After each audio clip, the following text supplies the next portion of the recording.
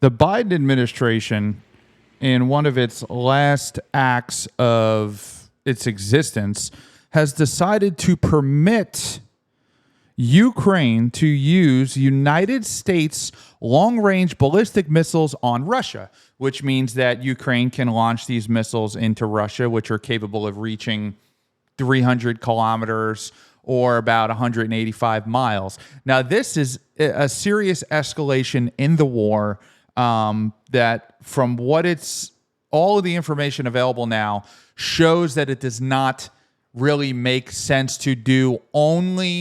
The only apparent strategy is to make the de-escalation of the war harder for Donald Trump. Now, Donald Trump has already talked to Zelensky reportedly and Putin, and has already taken steps to de-escalate the war.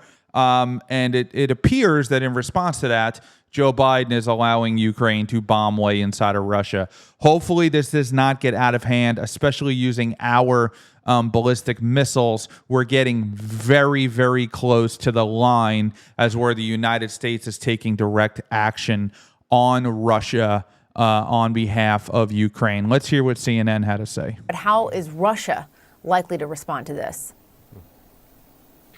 Hi there, Jessica. Well, the Russians have already said that they believe that this is going to be a very big escalation on the part of the United States, of course, also on the part of the Ukrainians as well. In fact, several Russian members of parliament on their social media channels have said as much. But of course, the main person on which almost everything depends here is the Russian President, Vladimir Putin. And he laid out a couple of weeks ago what exactly he believes something like this would mean. Of course, as Kevin was just mentioning, the discussions about the possible use of U.S.-provided weapons by the Ukrainians for strikes deep into Russian territory is a discussion that has been going on for quite some time. And one of the things that Vladimir Putin said about 2.5, maybe 3 weeks ago, is that he said that he believes these kind of weapons, like, for instance, the U.S.-provided ATACMS surface-to-surface missiles, can only effectively be used by the Ukrainians with the help of personnel from the countries that provide those weapons. In this case, of course, the Russians speaking specifically about the United States. And therefore, the Russians saying that this would constitute a direct involvement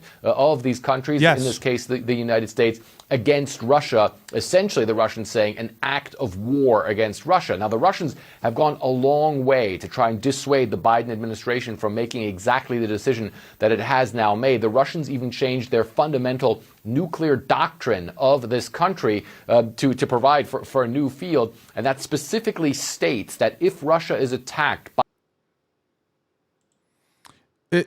It's a serious escalation that I have no idea why the Biden administration would take this drastic measure so close to the end. So close to the end, unless its purpose is to thwart the Trump administration and to escalate the war and then blame the Trump administration when Russia attacks the U.S. or drops a nuke on Ukraine, and they can say, see, we told you he would start World War III. Here's a map of the combat in Ukraine right now.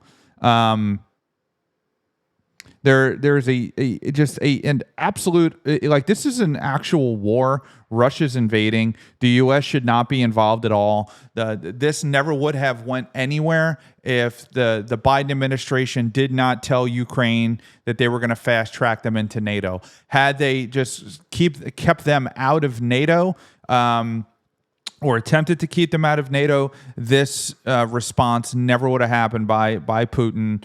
This is an absolute disaster. It has been mishandled dramatically. It's only going to escalate further. Hopefully, the Biden administration does not take any more of these just insane, idiotic actions before January 20th, when we can get Donald Trump and his new administration in there and hopefully de-escalate this situation, get it resolved, and just move on from it and go back to a peaceful world. Don't forget to like, share, and subscribe. Make sure you tune in every night, Monday through Friday at 8 p.m.